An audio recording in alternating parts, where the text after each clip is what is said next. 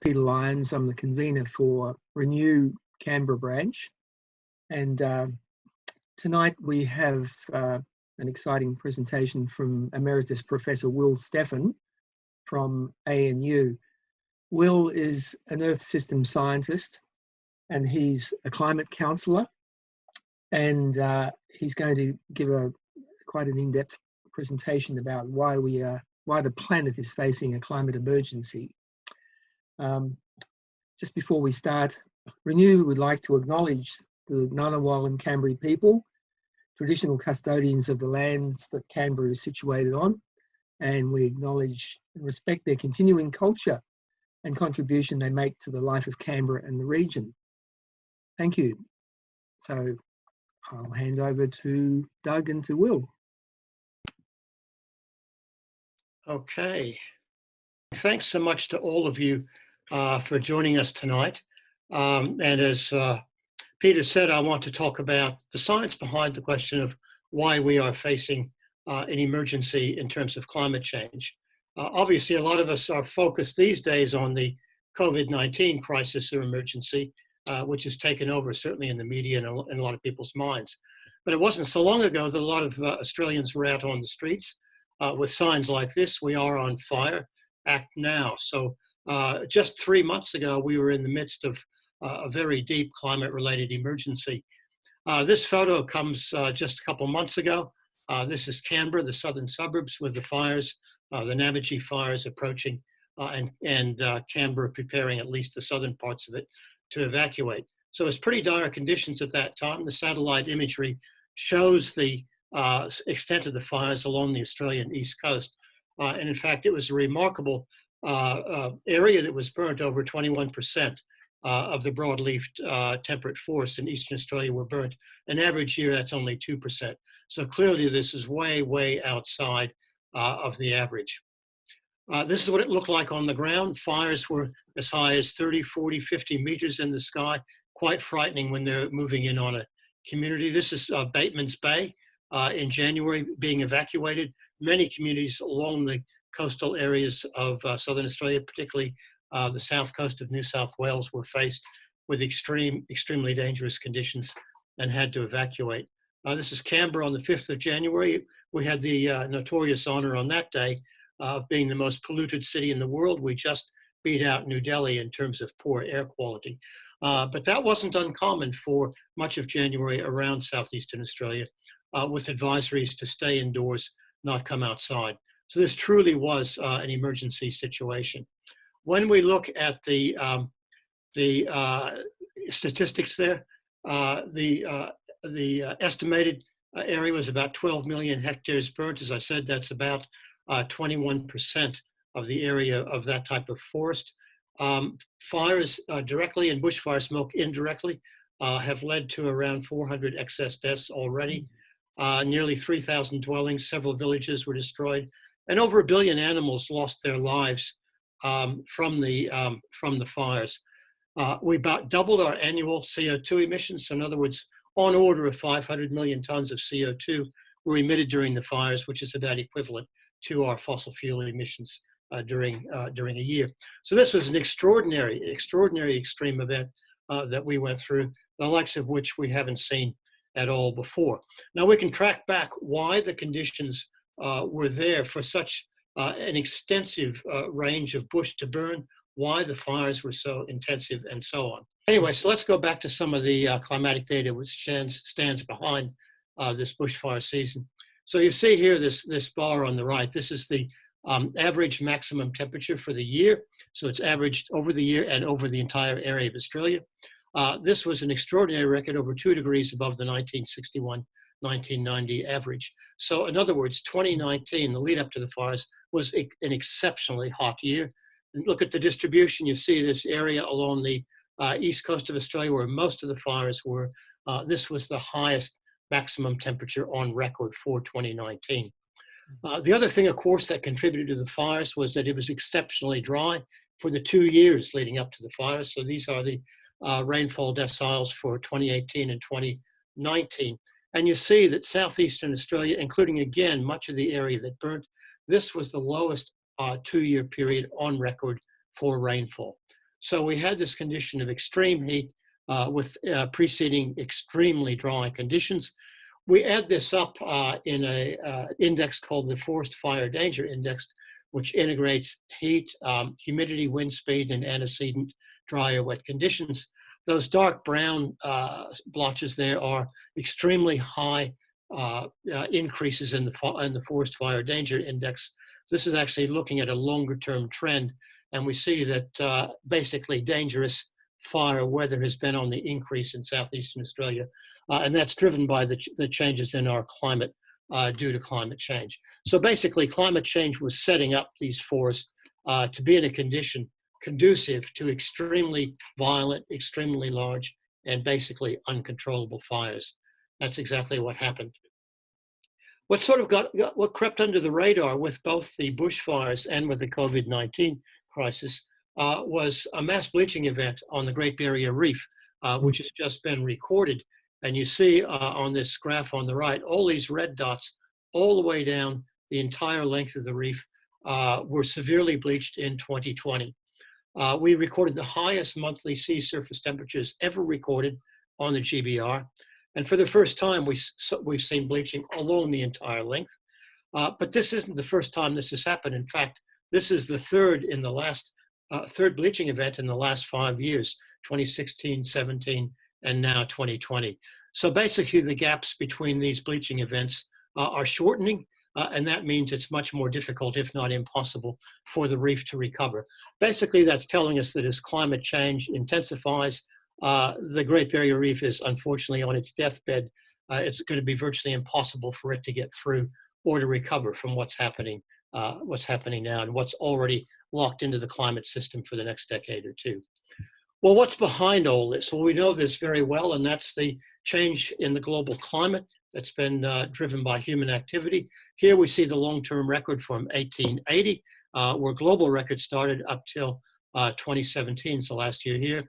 And of course, we see a lot of short-term variability, but the long-term trend from the mid-20th century, this 5-year running mean is the red line here, shows an undoubted very strong temperature increase. And we know that's occurring if you look at the shape of this curve from 1950 onwards, and then look at the shape of this curve from 1950 onwards. They're virtually identical. This curve is greenhouse gas emissions, actually carbon dioxide emissions from fossil fuel usage and from land use change, basically deforestation. And while land use change hasn't changed much since 1900, certainly again since the mid-20th century, fossil fuel emissions have risen dramatically. And of course, correlation doesn't prove cause and effect, but there's an enormous amount of physics that tell us that there indeed is a cause and effect here. And that's due to the enhanced greenhouse gas effect. As these greenhouse gases, primarily CO2, increase in concentration around the mid-troposphere and lower troposphere around the planet, they absorb more outgoing heat radiation from the Earth's surface here and retain more heat in the lower atmosphere and at the Earth's surface. This has been known for 200 years. This isn't rocket science. This is climate change 101. But it manifests itself in the sort of extreme weather events we've been seeing recently in Australia and in many other parts of the world. We don't want to forget, though, that climate change is not the only major human-driven change to planet Earth that is occurring. Just as dramatic as climate change, but a bit more in the background, is nature's dangerous decline. And that was really put into the spotlight a year ago in 2019, when the equivalent of the IPCC for the biosphere released its large report on what was happening to the living part of the Earth, the biosphere. And the take-home messages are clear. Nature is declining globally at rates unprecedented in human history, and there's all sorts of indicators that they use to talk about the decline of nature or the biosphere. Around 1 million animal and plant species are now threatened with extinction, many within decades. We are on the cusp of the Earth's 6th great extinction event, but the first one that would be driven by a biological species itself, Homo sapiens. And this one I think is quite dramatic. The web of life on Earth is getting smaller and increasingly frayed. And again, this is due to human activities. What I want to do now, though, is put all of this in the perspective of the Earth system as a whole. This is an area of science which has really blossomed in the last few decades. It started really with Vladimir Vernadsky in the early 1900s, but was popularized by James Lovelock. Many of you would have read some of his books and heard of the Gaia hypotheses. But there's a lot of science now behind this. So when we look then, again, sticking with the biosphere for the moment, at what the human transformation of the biosphere looks like, over half of the Earth's surface now looks like this photograph, completely dominated by human activities. When you look at terrestrial vertebrate biomass, now that's the weight basically of everything on land that has a backbone, mammals, reptiles, birds, amphibians. Domesticated animals, 2/3 of the mass is pigs, chooks, cattle, and so on. We humans, just our body mass, we're about 1/3, about 30%. But that leaves, if you can do the math, only 3% of the mass of animals on land are wildlife, wild animals left. That gives you an idea of how absolutely thoroughly we dominate the land biosphere. Some scientists led by Mark Williams in the UK have published quite an interesting paper on the Anthropocene biosphere, and they make these comments. Global homogenization of flora and fauna. We see it in Australia with extinctions of our natives and with many invasive species. Many of them are domesticates. Humans now commandeer somewhere between 20 and 40% of all the net primary production of the biosphere. In other words, the entire productivity annually of the biosphere, we're co-opting 1/4 to close to 1/2 of that. And of course, we're mining fossil net primary productivity. So coal, oil, and gas was once part of the biosphere. It's fossilized, and now we're mining it and releasing its byproducts back into the biosphere. Human-directed evolution of other species, genetic engineering, and so on, and increasing interaction of the biosphere with the technosphere. And that has to do with pollutants, radioactive materials, plastics, all this sort of stuff. But they sum this up quite dramatically, but with quite a bit of evidence, signs of a new 3rd stage of the evolution of the biosphere on planet Earth. The first stage was, in fact, the origin of life itself on Earth. And the second stage was going from single-celled organisms to more complex organisms. But what they're arguing is that humans are now dominating the biosphere to the extent this is now a new stage of biosphere evolution in the history of the planet. But of course, getting back to what's on everyone's mind now, and that's COVID-19 and what it's doing to our societies, the emergency we have now, already papers are appearing that are suggesting there could be a link between human domination, human degradation of the biosphere, and COVID-19 and other zoonotic diseases. The argument goes like this, that direct exploitation of wildlife and degradation of wildlife habitat quality, that is biosphere degradation, have increased opportunities for animal-human interaction and facilitated zoonotic disease transmission, with COVID-19 being the latest example of that. So again, the whole point is we are massively changing the entire Earth system with all sorts of consequences for humans. Climate change is a big one, but there are others. Again, to put this now in a longer-term Earth system perspective, what I'm doing on this graph is going back to a graph that shows you the Earth during the entire period that humans have been on it. So this is ice core data from Antarctica. The red jagged line is temperature inferred from hydrogen and oxygen isotopes in that ice core. And we're going back here to 400,000 years. So this KYR are thousands of years. And you see a very regular pattern of short warm periods and long jagged ice ages. We humans have been through 2 of those cycles of warm periods and ice ages. So we evolved 200 to 250,000 years ago. Hunter-gatherer societies only until this last about 11,700 years that I've circled here. It's called the Holocene. And that's when we've been able, in this period of stability and relative warmth and wetness, to be able to begin agriculture, villages, cities, and so on. But what we're doing to that 11,700 year period of stability now is quite remarkable. I showed you this graph a few minutes ago. This is the global average surface temperature from 1880 and so on. And you see quite a significant rise here. But you don't get the picture of what this really means in terms of the Earth system. To do that, we have to go back to a much longer time frame. And that's what we do here. So this is years since the present. Here's 2000. 2020 is out here. 0 is AD 0. So this is the time of the Roman Empire. So here's the medieval period here. Right about in here is where Europeans first came to Australia. And of course, we settled during this period.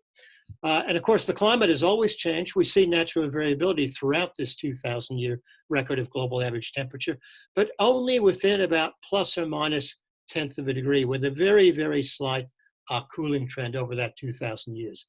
But this spike that I have circled at the end, this is the contemporary climate change driven by humans, driven primarily by the burning of fossil fuels. So you can see how dramatically different this is in magnitude and rate of change compared to the natural variability of the last 2,000 years, and well beyond if I would go back. This is why animals can't cope. This is why fires are getting dangerous. This is why sea levels are rising. This is why we're seeing all the instabilities we're seeing now. This is well outside the envelope of variability in which our biosphere is adapted, to which our biosphere is adapted, and in which we have built our own societies and civilizations. So already this is quite a big hit to the Earth system. But if we look toward the future, these are the model projections that are assessed by the Intergovernmental Panel on Climate Change. So here we are about today, sitting at 2020. So here's the observed temperature increase from 1900. And these are possible futures depending on how much more greenhouse gas we emit. So very low to very high emission scenarios and some intermediate ones out to 2100. But this is only 2 centuries long on this graph. What we want to do again is to put this into a much longer perspective. So here is my 2,000-year graph that I showed you with the human spike now going up into the black up to about here. So what I want to do is put up the 2100 IPCC projections. So 1900 is here, 2000 is here, 2100 is about here. So those projections I just showed you translated onto this graph look like this. So this is a huge spike, the likes of which you rarely see in Earth history going back tens of millions of years. The last time we saw anything near this was about 55 to 56 million years ago, an event called the Paleocene-Eocene thermal maximum. But here we are, a little over 1 degree. We're sitting at about 1.1 degree above the long-term pre-industrial average.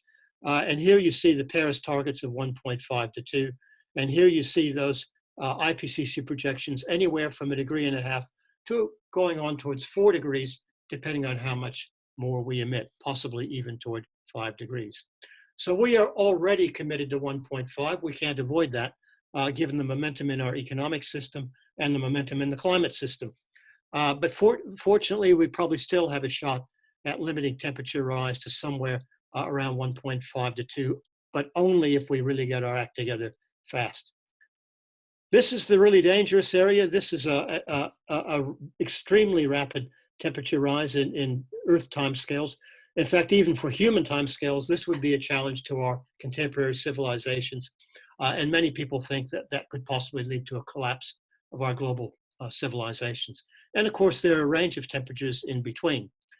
But some of the most recent interesting science is around this idea of tipping points, which are features of the Earth's system that could put additional CO2 and other gases into the atmosphere, could melt ice and uncover darker ocean water or land and accelerate warming, and in fact, possibly even take the trajectory of the Earth system out of human control and up towards these much hotter temperatures.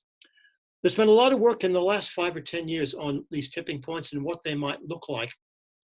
Here's a map of what they look like, and they're sort of color-coded here. We see obviously big sheets of ice, the West and East Antarctic ice sheets, Greenland. We also see floating ice, Arctic sea ice, and also ice that's basically frozen peat and permafrost. But we also see big ecosystems like the Amazon and the Great Northern Forest, and also, though, circulation systems in the atmosphere, in the ocean, and coupled systems like ENSO.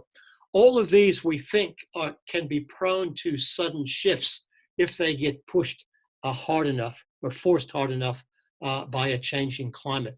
These arrows indicate we think they are linked. In other words, think of a row of dominoes, and you start knocking over the first couple of dominoes, you could get a cascade knocking over the whole row of dominoes. So the real concern we have is if we start triggering some of these, and some of these we think are vulnerable in the temperature range we're entering into now, if we get those starting to tip, we could get the whole row of dominoes tipping and take us to a much hotter climate, even if we get our emissions down. So this is really a worst case risk that's sitting out there. We don't know how probable it is. We certainly know that we cannot rule it out. We certainly know that the risk is well above 0%, but we need more research to know exactly how dangerous this is and where we might actually start this tipping cascade. So the IPCC actually in its special report on the 1.5 target has assessed many of these tipping elements. And they assess, they call them large-scale singular events, but these include, of course, tipping points. They say already at 1 degree, which is where we're sitting now, there is a moderate risk of tipping some of these, but they say the risk becomes high at 2.5 degrees C of warming. And we're certainly headed with the present emission trajectory towards 2.5 degrees. So this is a real dangerous risk that we are facing. A very recent publication that a group of us published in Nature a few months ago looked at an assessment of what's happening to each of these individual tipping elements. And you see that I think there are 8 or 9 of them here. And in each case, we've assessed just in very simple language what's happening. Greenland ice sheet, ice loss accelerating. West Antarctica, ice loss accelerating. Arctic sea ice, reduction in area. Permafrost, that's starting to thaw. Very dangerously, the Atlantic circulation, which is the linch point for many of these connections, it's been slowing down since 1950s. More frequent droughts in the Amazon and so on. So not only are these tipping elements theoretically possible, we've certainly seen them operating in the past in the paleo records, but even now in contemporary observations, we're starting to see that many of these tipping elements are becoming active. So we made the comment in this paper, and this is a direct quote from this paper, if damaging tipping cascades can occur and a global tipping point cannot be ruled out, then this is an existential threat to civilization. No amount of economic cost-benefit analysis is going to help us. So this slide here really summarizes, I think, some of the strongest scientific evidence that we are in fact in a climate emergency now. That these tipping points have the possibility, they certainly put forward the risk of a cascade that could take the climate, the Earth system out of our control into conditions that would be an existential threat to us. Well, if that isn't a emergency situation, I don't know what is. We drew a little cartoon in a paper that was published a year earlier, trying to show what this looks like. And this is just a little stability landscape. So imagine this is a landscape and the Earth is a little ball rolling around this landscape, and time is going from the back of this little diagram to the front. So here's the Earth in the Holocene, this nice warm period of 11,700 years. There's the last ice age, and changes in Earth's orbit kindly pushed us out of that up into this nice little, very pleasant spot to be in. But we humans now have pushed the Earth over here. And this is a proposed new geological epoch called the Anthropocene. But this is now an interesting landscape because it's very shallow. It's not well defined. The Earth is rattling around here. It's moving away from the Holocene. And unfortunately, its present trajectory is taking us toward a future where there may be a cliff or a waterfall. In other words, a position where you fall over this threshold and into a very deep, very hot, very stable valley that we've called hothouse Earth. This basically is the tipping cascade scenario. This is the Paris agreements. This is becoming stewards rather than disruptors of the biosphere. And this would be the 1.5 to 2 degree temperature range. And this would become stewards of the biosphere rather than exploiters of the biosphere. The real issue is, where is this fork in the road? The answer is, we don't know, but we think it could be only decades ahead if we don't get our act together. So again, this is the emergency, is that we're on a very dangerous pathway and we're running out of time to steer the Earth over into another stabilized valley, which we call stabilized Earth. You can look at it in a more standard way of what this climate emergency looks like. This is a graph from the IPCC special report on 1.5, a couple of very low temperature scenarios, obviously requiring net negative global emissions. But in each of these different scenarios, we actually don't hit zero emissions until about 2060 or beyond. And this is what we call in emergency theory, We call this the reaction time, the time it takes to react to an emergency and get the system back under control. So we say our reaction time here is 40 to 60 years from 2020, but 30 years at best. So let's say from 2020, we get our act together in 2050. And a lot of countries now are talking about net zero in 2050. So let's say we have 30 years now to get climate under control. But the problem is the intervention time for many of these tipping points is much less. So the intervention times, what do they look like? Arctic sea ice, it could be zero. We could be right at the tipping point today. What about West Antarctica? That's ice loss is accelerating. It could be only 10 years in the future we hit that tipping point. Amazon, maybe 15. A lot of uncertainty about that. Could be even less, could be more.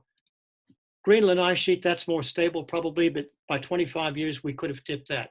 So all of these are shorter times than the 30 years it's going to take us to get net zero. So this is really asking the question, are we already losing control of the system? Which again points to the fact that we are in an emergency. A nice analogy you can use here is with the Titanic. If the Titanic realizes that it's in trouble and it has about 5 kilometers that it needs to slow and steer the ship, but it's only 3 kilometers away from the iceberg, it's already doomed. It's already lost control of the system. So that's the point we're saying here, is that there is a certain reaction time that's going to take us to get our impact on the climate under control. But we may cross many of those tipping points in the interim, perhaps leading to a cascade. So this is the real climate emergency here. And how are we tracking, dealing with that emergency? Not too well. This is a record of our actual emissions from 1850 estimated, but certainly measured from the early 1900s up to 2019. There have been a few little blips, but it's absolutely clear what the overall trajectory is. It is increasing emissions, and it's increasing emissions at an increasing rate.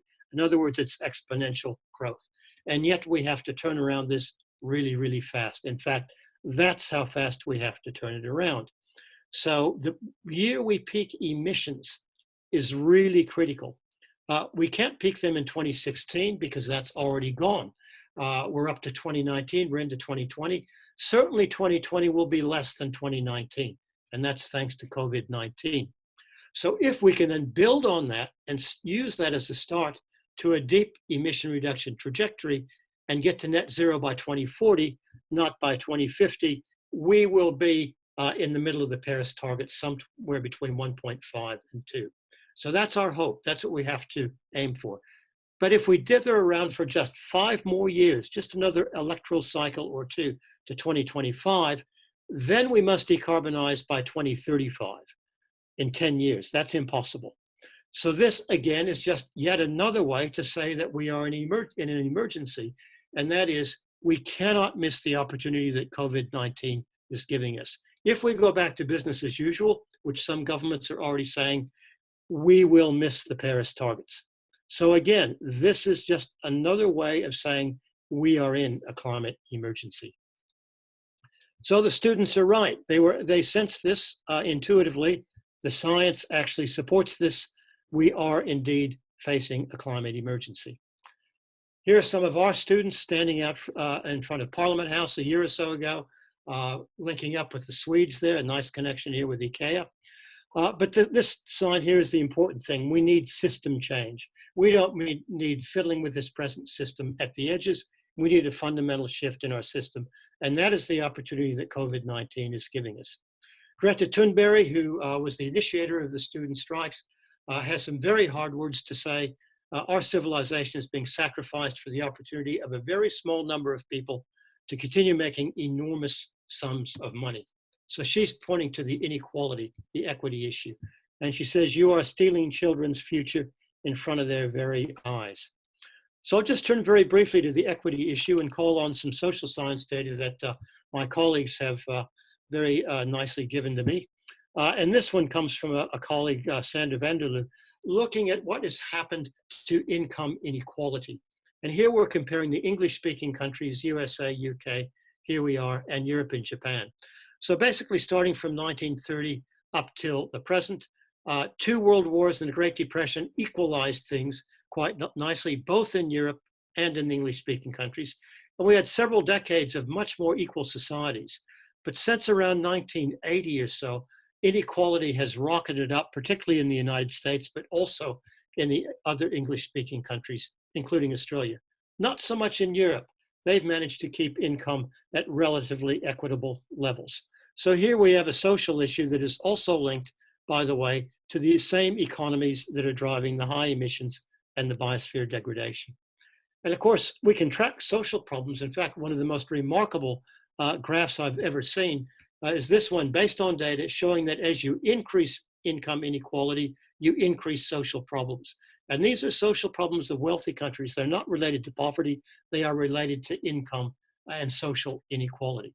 So here we have a third big pillar of the Anthropocene. We have rapid climate change. We have rapid biosphere degradation. Now we see destabilization of social systems, mainly through growing inequalities. And some researchers here have put all of this together, a beautiful book called The Systems View of Life, a unifying vision. So they're trying to put together all of these trajectories going in the wrong direction that we're seeing over the last several decades. And they make a very powerful statement that our world today is dominated by a global economic system with disastrous social and environmental impacts. They coined the term predatory capitalism. And they note that we are the only species on Earth that destroys its own habitat, or we might say who knowingly destroys its own habitat, threatening countless other species with extinction in the process. So let's now just conclude by saying, what are we going to do about this? How are we going to get things going on the right track? The first thing to recognize, now focusing more on Australia than the global situation, is what is keeping us from getting effective action on climate change. This is known to most people. First of all, it became a political football, particularly with the election of the Abbott government. Divisive politics, there's actually been a lack of bipartisan action, as opposed to, example, the United Kingdom. Vested interest, obviously the fossil fuel sector has been very vocal and very powerful in terms of rejecting or slowing any effective action on climate change. The Murdoch media, Sky News, Australian and so on, has supported these vested interest. Conservative ideologies get in the way and so on. But I think on the positive side of things, there are really strongly increasing pressures which could form a positive cascade, sort of a social tipping point. And here in Australia, we're starting to see this build already for the case of coal. People are now making the link between extreme weather events like the barrier reef bleaching, like the massive bushfires, linking coal to the fact that burning fossil fuels, particularly coal, is leading to these climate impacts. On the positive side, we've seen dramatic cost reductions in renewable energy systems to the point where it doesn't make any sense whatsoever to build another fossil fuel plant. In fact, it makes a lot of sense to pension them off as soon as we possibly can. The Rocky Hill mine case, Gloucester, New South Wales, many of you may not have heard of that, but this coal mine was stopped partly on the grounds of climate change, even though this coal was destined for export and not for consumption here in Australia. Investor pressures. Some companies are now starting to cap coal production because they see from a financial point of view, this is a risky investment with more and more pressure from their investors. And there's social pressures with the demonstrations, the students and so on. So I think we may be getting close to a social tipping point, at least on the case of coal. Globally, what's happening? Student strikes, civil disobedience, increasing pressure on governments around the world to take action. There is a movement now to divest from fossil fuels. This is gaining credibility, it's gaining momentum, and it's getting the fossil fuel industry nervous. Rapid technological development, we mentioned that earlier.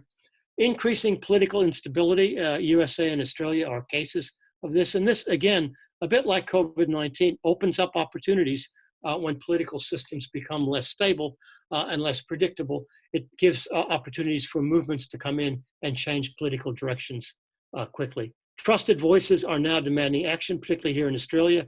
Farmers, fireys, and so on. People who are trusted in the general community are saying, we see the impacts of climate change now. These are unacceptable. We have to take action. And the corporate sector. I sense that there's been a lot of greenwash for a long time. I suspect, or I sense now, that at least there is some talk now of real action, that corporates actually now have to take some positive action. I'll close now by just making a little comparison with the coronavirus, the COVID-19 crisis, and the climate change emergency. What's the same? What's different? All right, there's some quite striking similarities. One is respect the science. This needs to happen in both cases. It certainly happened very quickly in COVID-19. It hasn't happened yet, at least in Australia, for climate change. Act before the real crisis hits. In other words, we've heard this term, flatten the curve, ad infinitum over the past few weeks. That is, avoid the real crisis hitting. We absolutely need to do the same thing with climate change. We have to flatten the temperature curve and certainly flatten the emission curve and in fact turn it around before we hit climate change that we cannot control. That's going to take us to a completely new state of the Earth system. So yes, flatten the curve. And interestingly for the COVID-19, it only took a week or two before that crisis took precedence over other aspects of our society. Amazingly, the economy, sport, education, and so on. The same is true of the climate change crisis. We're now at a point where that has to take precedence over economy, sport, education. So those are similarities, three important ones. Why the COVID-19 crisis and the climate emergency are very, very similar. But there are important differences too. The first one, the COVID-19 crisis is immediate and it threatens humans directly, threatens our health, our longevity, and so on. Climate change is what we sometimes call a long fuse Big Bang crisis, although we increasingly see serious impacts now. Long fuse, it's still building up. Big Bang, it could be far, far worse than the COVID-19 crisis in what it's going to do to humans, our societies, our health, our future, the rest of the biosphere, and so on. It truly is a really horrific future that we could face. However, unlike COVID-19, action to deal with COVID-19 is damaging the economy. It's putting it in deep freeze or on hold or whatever you'd like to say. However, meeting the climate change challenge can lead to a healthier, more dynamic society, and it could actually lead to a more vibrant, dynamic economy. There's been some wonderful work done by Ross Garneau, Frank Iazzo, and others, showing that now more than ever we have the technologies. We can envisage the economic instruments and transition approaches that are required, but we don't have the politics to drive this. We need rapid fundamental change and we need it fast. But the point is, this could be really, really positive if we do it well. So what would a COVID-19 type response to the climate crisis actually look like? What would flattening the curve look like?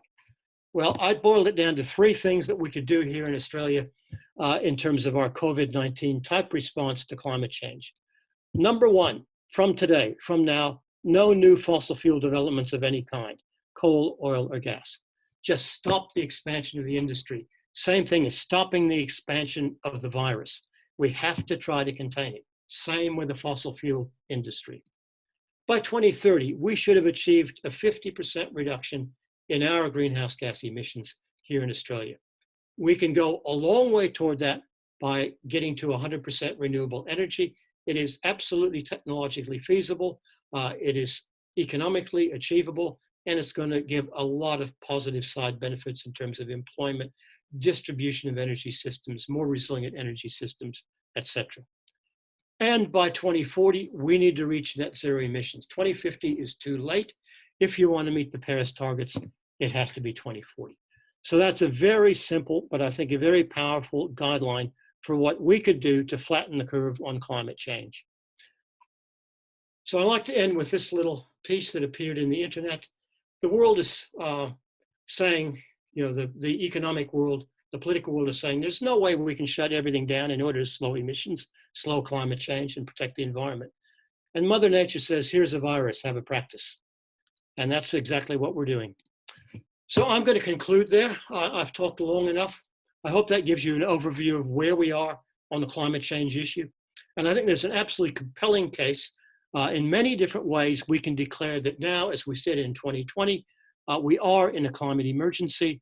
On the positive side, COVID-19 is giving us a head start. Emissions will drop this this year compared to previous years, but we just have to grab this opportunity to steer our economy in a very different direction as we come out of this crisis. So I'll stop there and over to you for questions and discussion. Thanks for that very, very informative talk. That was brilliantly put together and covered a lot of ground. So I'll get to these questions. We've got a lot to get through. People have been sending them in big batches. The first one comes from Robert. In view of the difficulty of cutting emissions, what is the prospect of carbon dioxide removal to massively ramp up carbon sinks?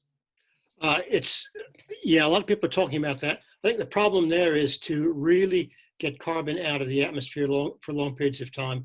You've got to use methods that get it away from the active carbon cycle. In other words, growing trees is not going to work, as we found out in Eastern Australia. That's prone to going right back up in the atmosphere very, very fast. So we've got to find ways, carbon capture and storage, something like this. There have been a few pilot projects around the world in terms of pulling CO2 out of the atmosphere by various techniques, compressing it, liquefying it, pumping it down and storing it in an old oil well or gas field and capping it, keeping it away from the atmosphere. That indeed would be an effective way of getting CO2 out of the atmosphere.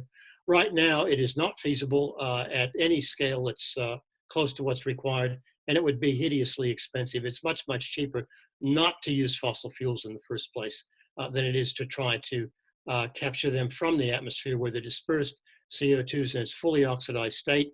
And if any of you have done thermodynamics, you know that you're fighting the second law of thermodynamics when you're trying to recapture CO2 and store it away. So it's just a really, really stupid thing to do, in my view. By far the smartest thing to do, and we have alternatives, is just to stop using fossil fuels.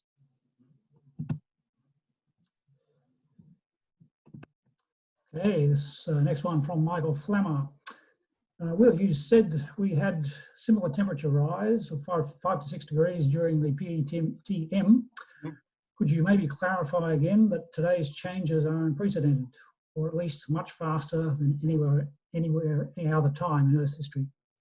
Yeah, so the PETM was the last time we saw anything, I think, close to the projections I showed if we keep going the way we're going. But it's hard to get a very precise rate out of something that was 56 million years ago, but the best we can see is the rate that we could raise temperature would be an order of magnitude faster than the PETM. So that would be an extremely fast rate of increase, and probably would be unprecedented compared to anything else we've seen in the past. Okay, from Janita in Evolzen. What impact do you think that COVID-19 and the current oil wars are driving the price of oil into negative areas? $40 on Monday, for instance, negative 40 on Monday. What do you think this will have on global climate change? Yeah, well, I think obviously oil's actually bounced back already. That was a little blip in the system, although it's still extremely low. It depends on how we come out of COVID-19. There's no doubt that there's a big drop-off in the use of oil and in gas and other fossil fuels. The latest estimate I've seen is that 2020 emissions will be about 5.5% lower than 2019. That estimate could actually go up depending how serious COVID-19 gets and how countries respond to it. So basically what that's due to is the winding down of the economy, which is driven largely by fossil fuels. But if the global financial crisis is any analogy to go by, when we come out of a crisis, and that dropped emissions as well, not quite by 5%, but there was a strong recovery of emissions in the years following the GFC because people wanted to get the economy moving very fast again. So the real key here is that we will get a good start on emission reductions by about 5%, maybe even more, with COVID-19. But the critical question is which direction are we going to go when we come out of COVID-19? We could keep the emissions going down if we use this as an opportunity to completely reorganize our energy systems, start to restructure our economies along the ways that many proponents are now saying are not only possible, they're actually advantageous economically as well. But the other way we can go is some governments are always saying, we want to bounce back to where we were, heavy use of fossil fuels, go back to the old system we had. And if we go back to that system, I suspect that emissions are going to rebound pretty quickly after 2020.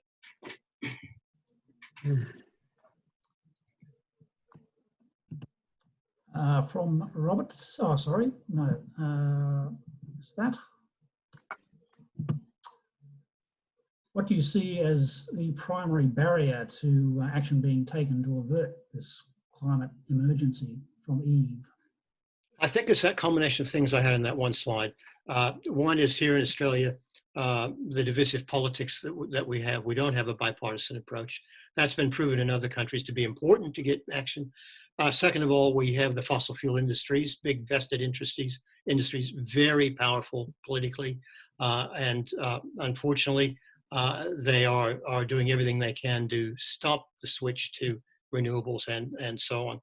And I think political ideologies get into it. It's become an ideological issue, and science has a hard time penetrating that sort of barrier. So that's what's keeping us from getting there. I think the only way we're going to get it there here is a social tipping point, just a massive movement at a whole range of levels that push this seemingly intractable system over the edge, and people have to act, as COVID-19 has already done. Okay. Why do emission reduction pathways show net zero as a hard floor when the real need for Holocene restoration is massive net negative emissions, i.e. carbon sinks outweighing carbon sources? Yeah, well, the problem there is, as I mentioned before, is you can't really equate biological sinks with fossil fuel sources. Those are two different types of carbon, if you like. One has been locked away from the active part of the carbon cycle for millions of years, hundreds of millions of years. The other is part of the active cycle and keeps cycling through. So there's a danger in using biological carbon to offset fossil fuel carbon. We already know that.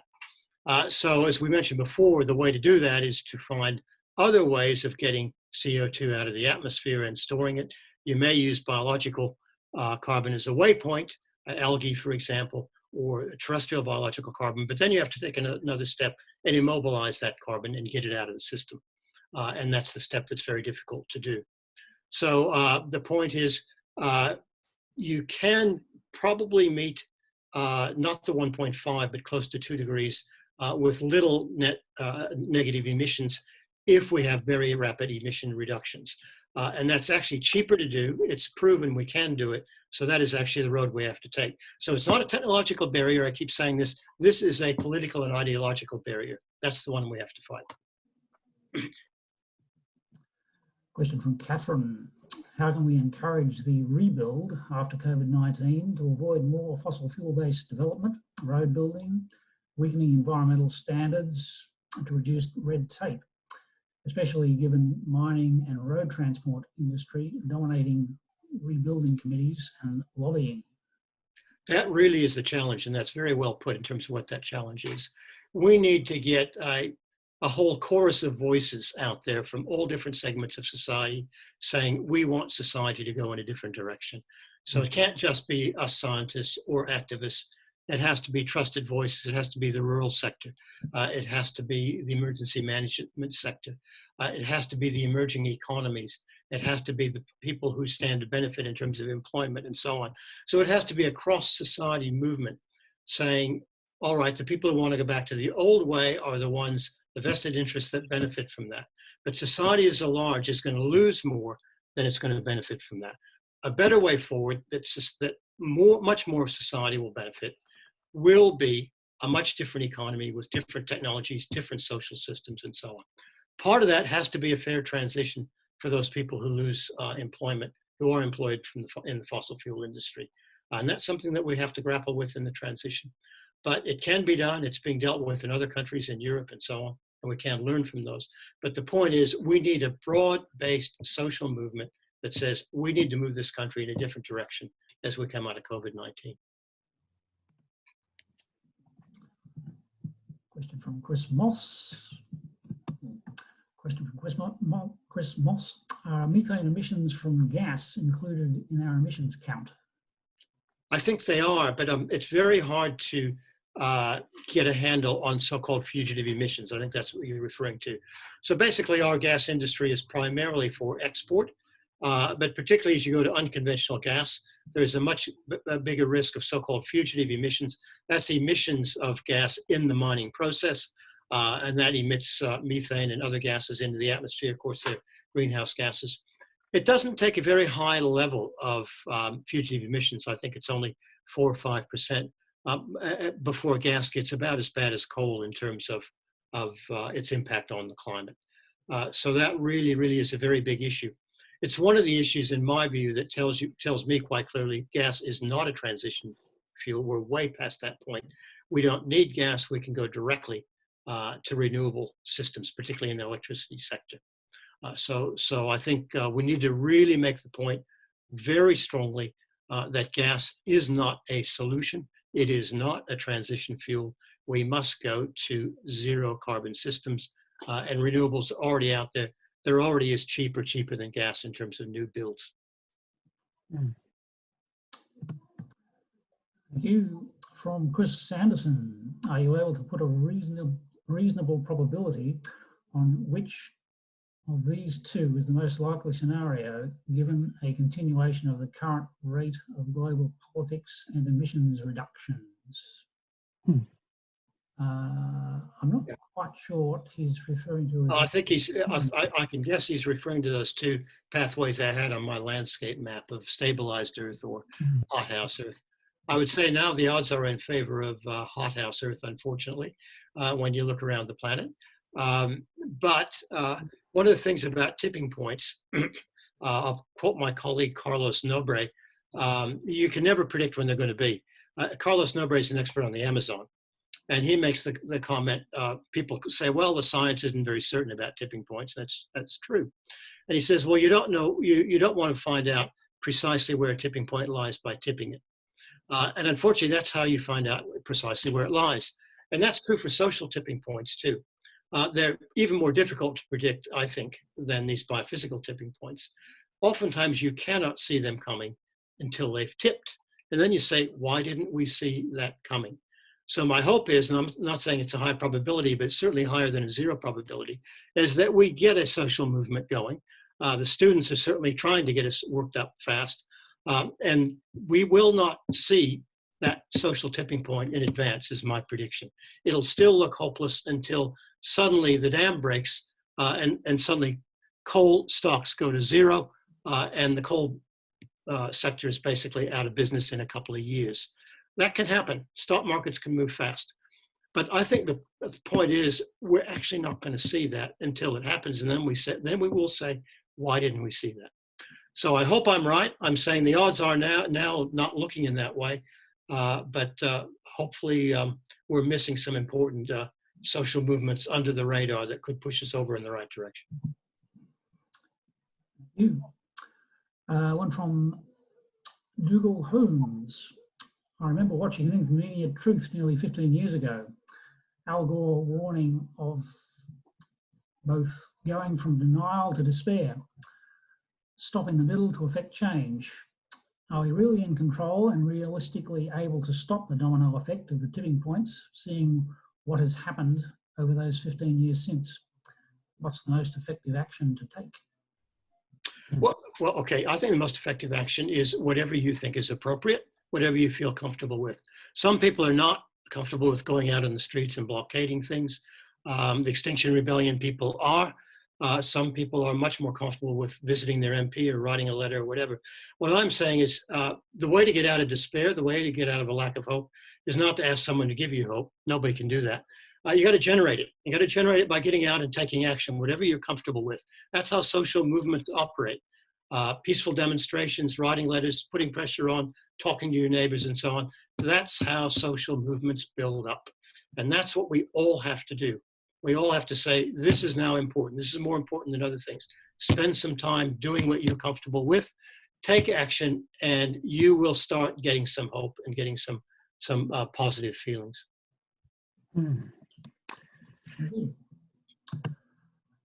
How much, a question from Mario Huttenhofer, how much temperature increase is already locked in by the GHG we've already released?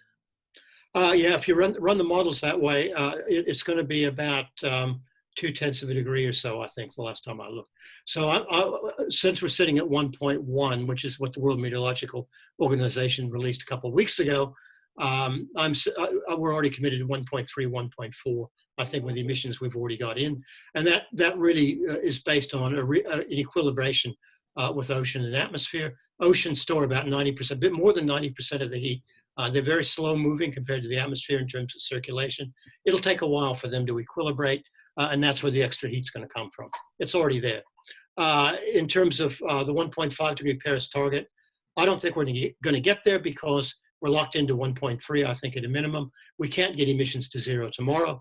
I think the best we can hope for is a 2040 net zero, and that'll take us somewhere between 1.5 and 2. But hopefully that'll still be a manageable planet, although it's going to be more difficult to live in than the one we've grown up in. Yeah. How are you going as far as your stamina, Will? I can take a few more. A few more? Okay. We'll move on to one from Mario Huttenhofer. Negative emissions. How do you do this realistically? By technology, reforestation, which is the way to go, which is most important? Well, I think technology is the way to go. As I said before, reforestation, that carbon's vulnerable to going right back up the spout with fires, with changes in policies and so on. We've actually seen that in Australia. There are some exceptions on biological carbon. One may be macroalgae, big algae in the ocean. The deep ocean stores a lot of carbon and it's locked away from the atmosphere for long periods of time, almost geological periods of time. So if we can somehow, we haven't worked out how to do this, if we can somehow get carbon back into the marine biota and get that to start sinking down into the abyssal parts of the ocean, we may have some solution. But none of that is even close to being feasible at present. And by far, the most feasible action we've got is switching our technologies away from fossil fuels. That's far, far more feasible than any of the carbon capture and storage technologies. Yeah. One concerning sequestration from Dougal Holmes. Do we need sequestration to remove greenhouse gases from the planet's atmosphere as well as reaching net zero emissions by 2040? Or do these gases eventually dissipate on their own? Well, yes, I referred to that. A lot of these gases will go back up if you just store them in terrestrial ecosystems. However, I will say that if concomitantly we can get climate stabilized, get our other emissions down, restoring the biosphere is a very, very good thing to do. But I would argue strongly against monoculture plantations. And I would argue that the real reason you want to get carbon back into the terrestrial biosphere is not really for the climate change issue, it's for trying to restore the terrestrial biosphere. And that means having the patience and the ecological understanding to restore complex ecosystems that were there, or rather that will be well adapted to the new climate, rather than simply a quick fix of spending a couple bucks on a carbon offset scheme on an airline and someone whacking in some fast growing pine trees. That's not a solution at all. Right. We might move to one by Ben Mitchell. What sort of investment is required to achieve 100% renewables by 2030? And how would that compare with business as normal? Yeah, I don't know the exact numbers. What I do know is that if you need to replace, and many of our old power stations, fossil fuel power stations, are at or near the end of their lifetime. So the question is, and we obviously need to keep our electricity supply up and perhaps increasing as our population increases. So the question there is, what do you replace them with? And there, in terms of new builds, there is a lot of evidence to say it's actually cheaper to build renewables than it is to put in a new coal-fired power station or even a gas-fired power station. The other point is having a distributed grid with many power sources and a smart grid which can move the energy around quickly to where it's needed, fast and efficiently, is actually more resilient than the one with a few big power stations and lots of wires in between, as we found out in the storms in South Australia a few years ago. So you build a more resilient system, you get emissions down, you employ more people, and you save money. We're 100% renewable here in Canberra, and we have some of the lowest electricity prices in Australia. Thank you.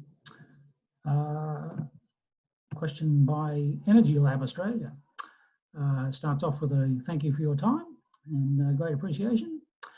Question, you speak of social tipping point around the issues of coal, but there are politically important areas of Australia that are more passionate and steadfast in their support of coal than ever.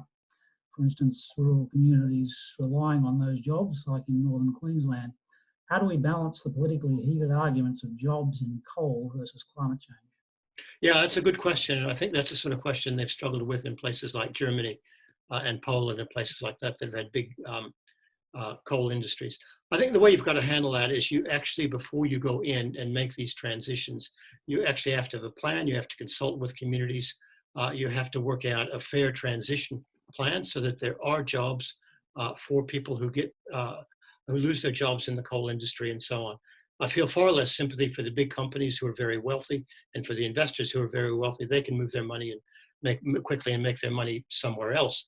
But I do think we really need to look after the social issues associated with a transformation like this. And that is key. I think that's probably a more difficult thing to do than the actual political pressure, which can come from large areas around the country who are feeling the impacts of climate change, who've suffered from the bushfires, the tourist industry who suffered from the loss of the Great Barrier Reef and so on. They've lost far more jobs than the coal industry provides. So we need to have a bigger picture. Governments need to have a bigger picture of winners and losers and of the climate change issue. And they need to actively support this transition in terms of supporting workers and supporting communities that have to make this transition. Thank you. Perhaps make this the last one, Will? Yeah, that's fine. Probably a good one here. Is there an exemplar nation that you would like to see Australia emulate in response to the climate emergency? There are aspects in other countries I would like to see us emulate. One is across the Tasman in New Zealand, where they now have bipartisan support for a net zero carbon bill. Obviously, they have some hard work to do on the agricultural sector over there, but they're making progress. I think countries like Sweden have done a pretty good job. Countries like Germany have done a good job. No one's perfect. No one's got the answer yet, but as colleagues of mine say, there is no silver bullet out there. There's only silver buckshot. And you can go around the world and find examples of countries that are doing at least part of it very well. Yeah, indeed. Well, there's many more questions, but we might try, obviously this will be made available from this point on in the video. Thank you very much for all your hard work and the input into the presentation, Will. Okay, thank you, and thanks to Renew for hosting me tonight. Thank you, much appreciated from you. Okay, bye-bye everyone. Bye.